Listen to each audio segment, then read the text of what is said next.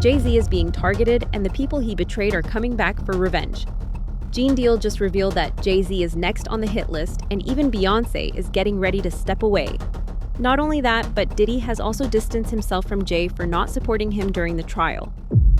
It's kind of funny to me, man, is that Diddy used to hate Jay-Z. He hated Jay-Z enough when he was trying to get Ja Rule to go at Jay-Z. This is back in the early 2000s. Did Diddy always say negative things about Jay around you? The time he was trying to get Ja Rule to go at Jay, yeah, he was. They worked it out. Was there a reason behind it? I couldn't tell you the reason behind it. It's probably because Big had died. I don't know what it was, man. I don't know why he wanted Ja Rule to go at Jay. I guess if he kept them beefing or kept them into some bullshit,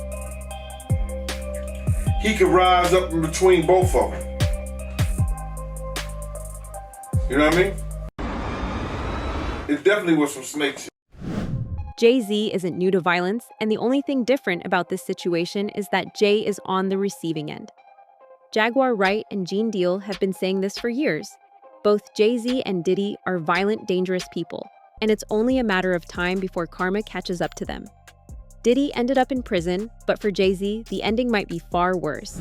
Suge Knight, Irv Gotti, and Jay Prince, these four gentlemen that got together, gonna put up $30 million apiece. Contemplating doing the first black-owned distribution company. The thing is, they wasn't trying to let us in the door. That's why I don't trust these people. When Suge came up with the idea, it was a brilliant plan. He said, whatever the recording funds, 10% goes to the union. Each time you do a new album, 10%. It was gonna be some get down or lay down shit. Shortly after that, the feds raided me. All of us were being hit up around the same time. Someone left that meeting talking about our move. It was Jay-Z and Puff that went to those New York corner to let them know what Suge Knight was trying to do. They told Jay, if you help us get rid of Dame, we're gonna make you the president of Def Jam. Why don't we stick together and they gotta come to us? For some reason, everybody just wants to do everything on their own. They don't understand collective economics.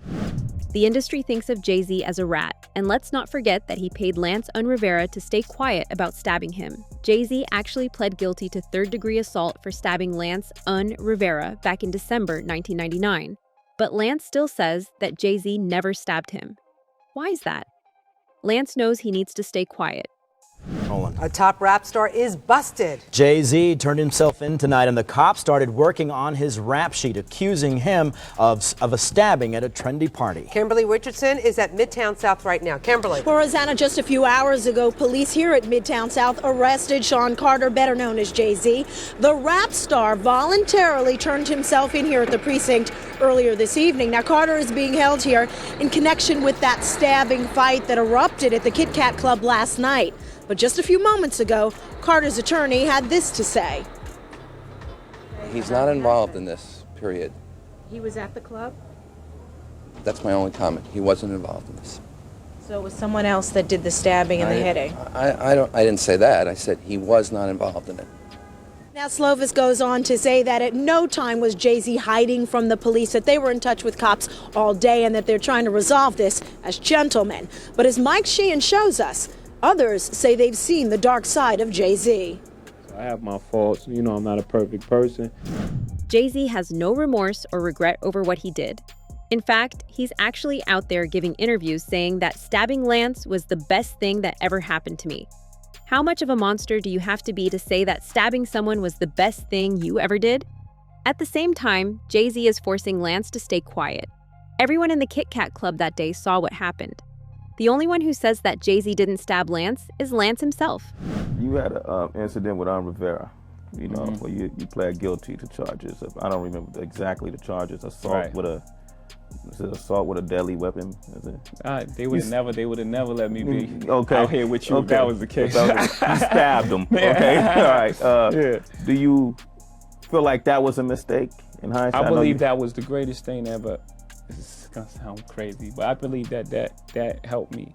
You know what I'm saying? Because that put the brakes on everything. That let me know that no matter how successful you are and how much you're on your road, it can all stop.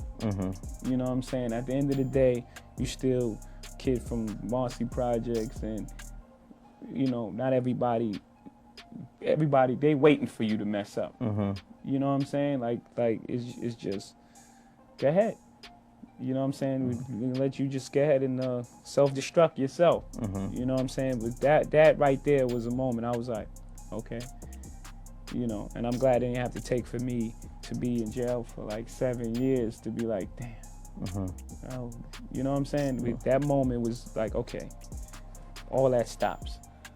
You know what I mean? Yeah. I'm not going to parties with 30 people, and you know what I'm saying? Yeah. Like, I'm not putting myself in that position no more.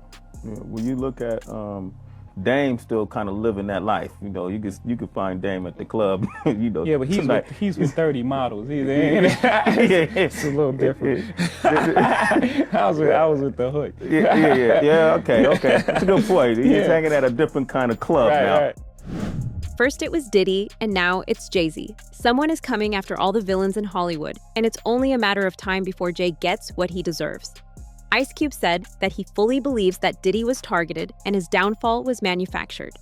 One day, Diddy is a billionaire flying in private jets around the world, and less than a year later, he's lost $700 million and is behind bars. Something doesn't sound right. Diddy. You're hearing Diddy everywhere.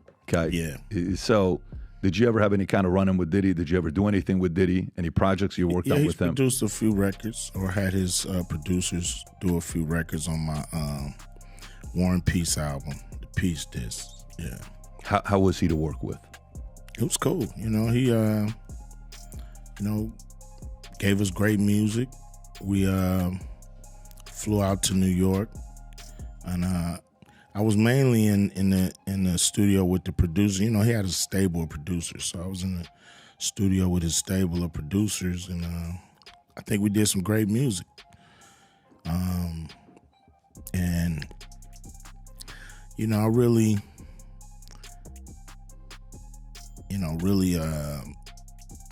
kind of, you know, lost contact with him and really stopped, you know, dealing with Puffy around 94. Yeah. Any specific reason? Yeah, I mean, you know, they was doing their thing, I was doing mine. And, you know, I'm not the partying type. You know what I mean? I ain't never been to a Diddy party. Ain't never really wanted to go. But I don't go to a lot of people parties. You know, that just ain't what I'm in it for. Jay-Z might look tough, but he doesn't have what it takes to actually fight back. Back to 1996, at the heart of the East Coast versus West Coast rivalry, Jay-Z locked himself in his hotel room in Las Vegas for fear of a confrontation with Tupac. Gene Deal explained that Suge Knight, leader of Death Row Records, had to intervene to calm the situation. He convinced Tupac to leave Jay-Z alone so he could perform on stage. What's the story behind Jay-Z being afraid to come out his hotel room because of Pac?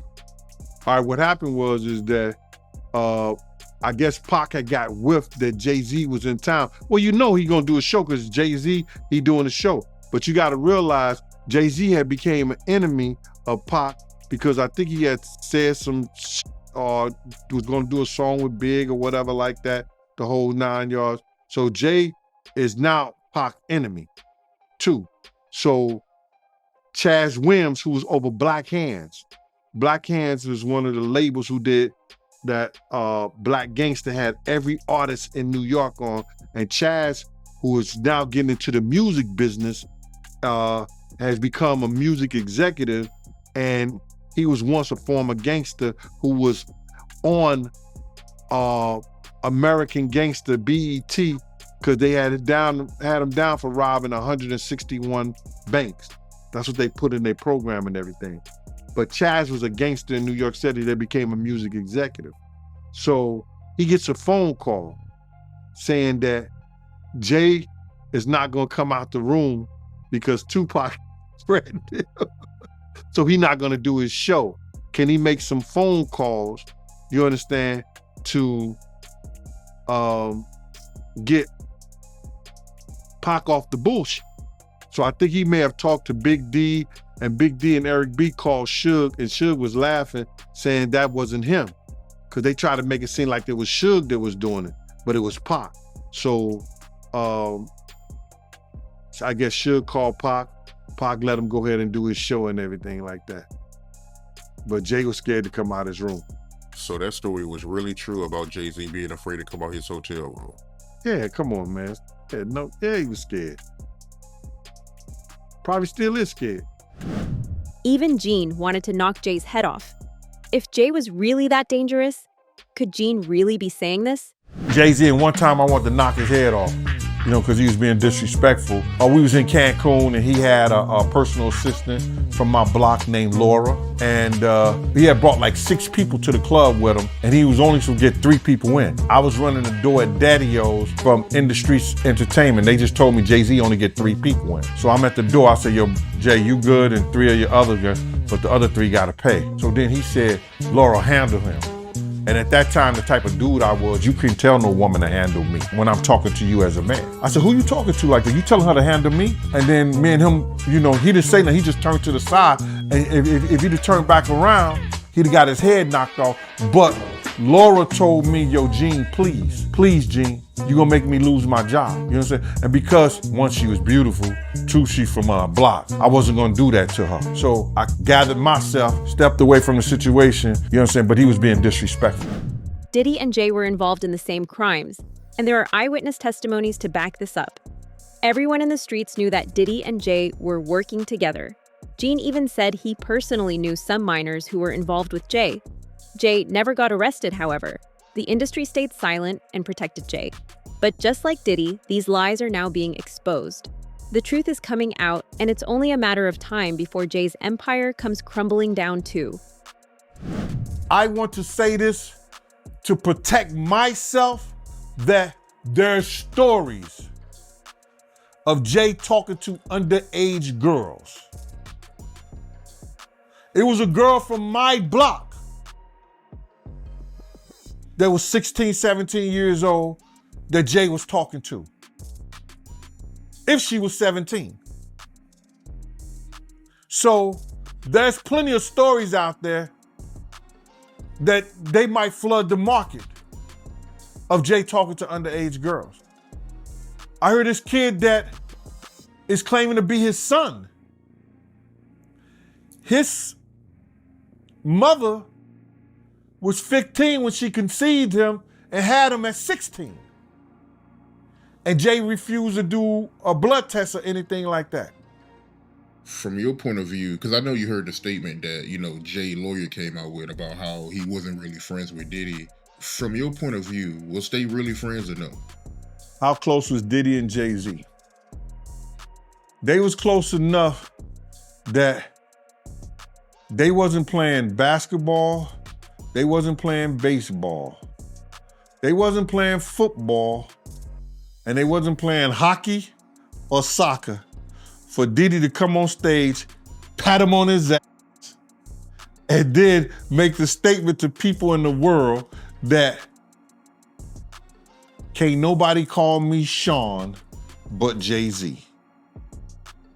Now, I don't know what kind of statement, and I can't say, I wish I could say half a homo, but I know I can't say it, but I don't know what kind of half a homo that is, and you trying to say that you're not close to somebody. You coming on stage, patting them on their ass, and then you making a broad statement to the public, can't nobody call me Sean but Sean Carter. And I heard Jay-Z said the same thing about them. But they were so close that they had matching white girls together. Because when they used to see each other, they used to say, yo, how your skinny white girl doing? He'd be like, yo, how your skinny white girl doing? So I guess that's a certain type of closeness. It's not just a coincidence that around the same time news of Jay-Z being targeted in prison starts to come out, Diddy is being attacked in prison too. In the last 2 months, there have been multiple attempts on Diddy's life, and the only reason he's still alive is because a corrections officer near him saved him. Someone is sending kills after Diddy, and that same person is coming after Jay-Z. Something very scary happened to him. One of his close friends is speaking out and saying that while he was sleeping at the MDC Brooklyn jail, somebody came and put a knife, pressed it to his throat. Now, as I keep digging into the story, they're saying, yes, a correctional officer or a police officer was the one who came and basically helped him out and, quote unquote, saved him. Yes. And so, obviously Diddy's lawyers are trying to use this as a way to just get him even moved to a different location. But right now, everything is kind of staying as is. Yeah, his safety being an issue when he's supposed to be, I think in some sort of protected environment. Remember MDC? Isn't that where the Epstein situation happened? Yeah. Is he safe though? And you say something about him getting stabbed? I was going to say Diddy's team is saying no, he's not going to be safe, because in court we found out that there was an attempt on Diddy's life, that there was a man that attempted to shank him, but they stopped it, the correctional officers, and they say Diddy didn't even want people to know that he didn't want to make it a big deal. But of course they're having that conversation about will he be safe because of who he is and how high profile this case is. Right. They're also having a conversation. Mark Geragos is a high profile attorney, a friend of Diddy's, but also the dad of Teeny Geragos, who led Diddy's defense about Diddy potentially being raped in court. And we can and just attacks on his life, because they say that people look at him as like a trophy or a prize, and to do something to him. Well, what if other inmates hear all of the stuff that we've been hearing in the news all of these weeks, and they scared of Diddy? That's not how they presented it. I don't. That's crazy to say Diddy's a trophy. Like, he's looked at as a trophy in jail is crazy. Call it karma, but Diddy is actually afraid of being sexually assaulted in prison. For the first time in his life, Diddy is on the receiving end of the same violence that he used to deliver. Are you concerned that Sean Diddy Combs could be sexually assaulted, violently assaulted? Is that a thing? Because based on what was said in court, it feels like a thing. Yeah, it clearly is a thing. I mean, they're already, and he did not want to make a big deal of it. They already tried to shank him once at the MDC, and that was thwarted. And it happens in prison. I mean, you and I could tick off how many times we are aware of somebody getting seriously injured or killed in prison. And so they're going to have to keep him somewhere that they can keep an eye on him. It would have obviously been better if he had gotten less time and had been at a camp, but he's going to be in a facility where somebody's going to have to, from the BOP, and I think they're well equipped to do it if they can, to keep an eye on him, because he is a target. So let's say he is sent to a minimum security prison. Is he out of the woods when it comes to that kind of assault?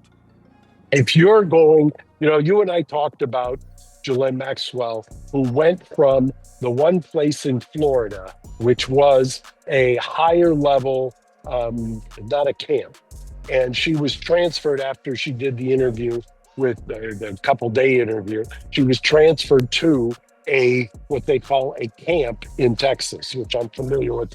I've had other clients in. Gene has confirmed that this attack did indeed happen. Charlucci Finney, one of Diddy's closest friends, was the first to break the news.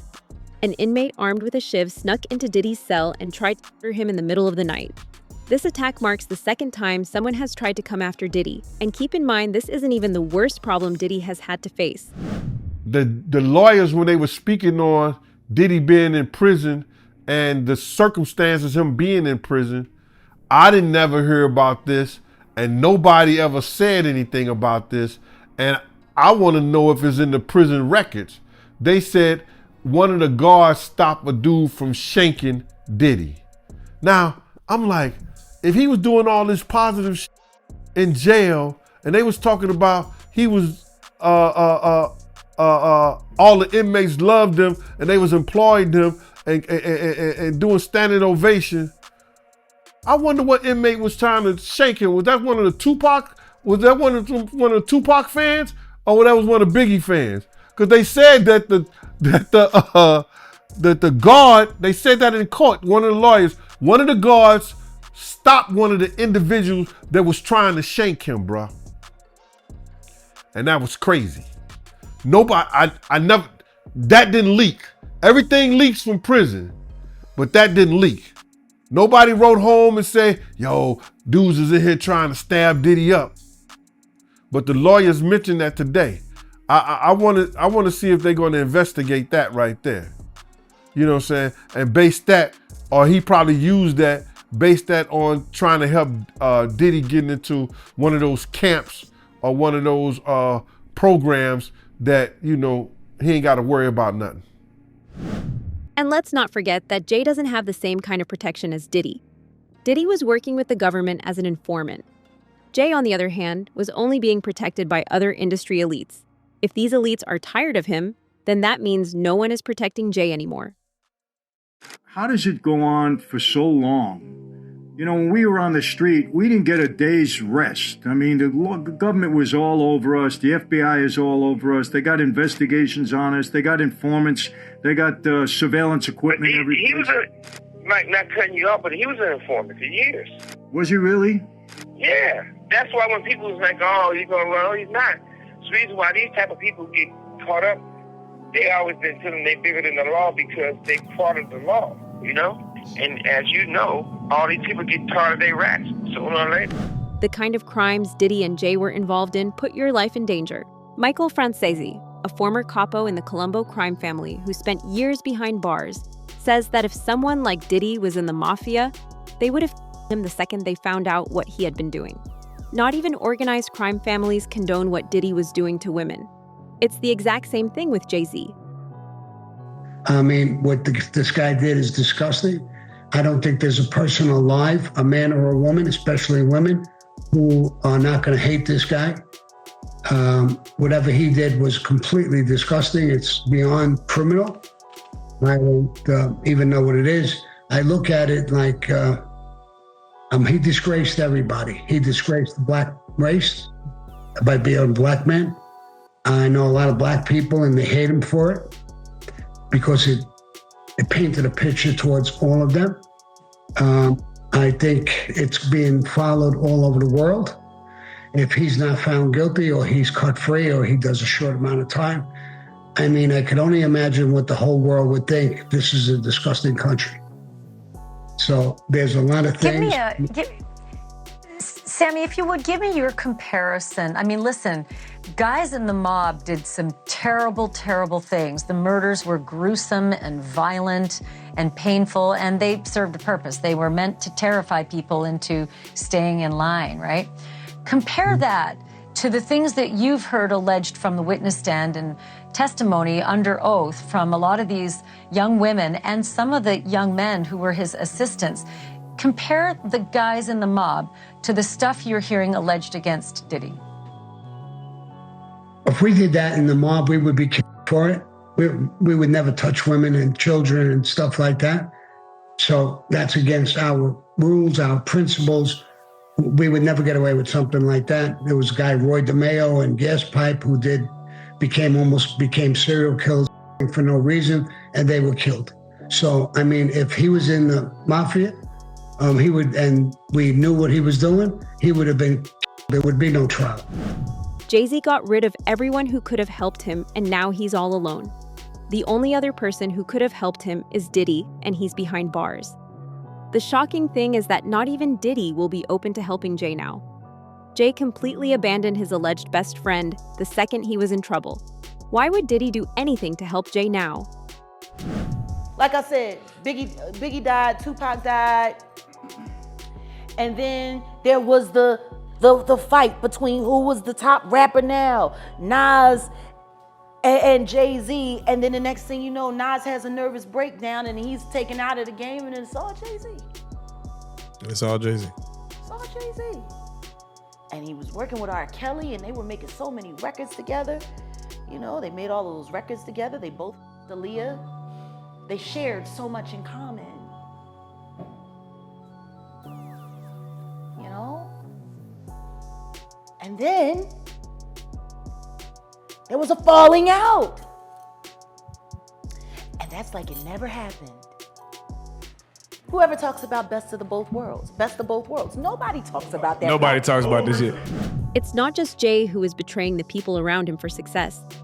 Diddy was actually collecting blackmail. Both of them used violence and manipulation to get where they are now. Gene said that Diddy would invite industry elites to his parties and then film them so he could use the footage as blackmail.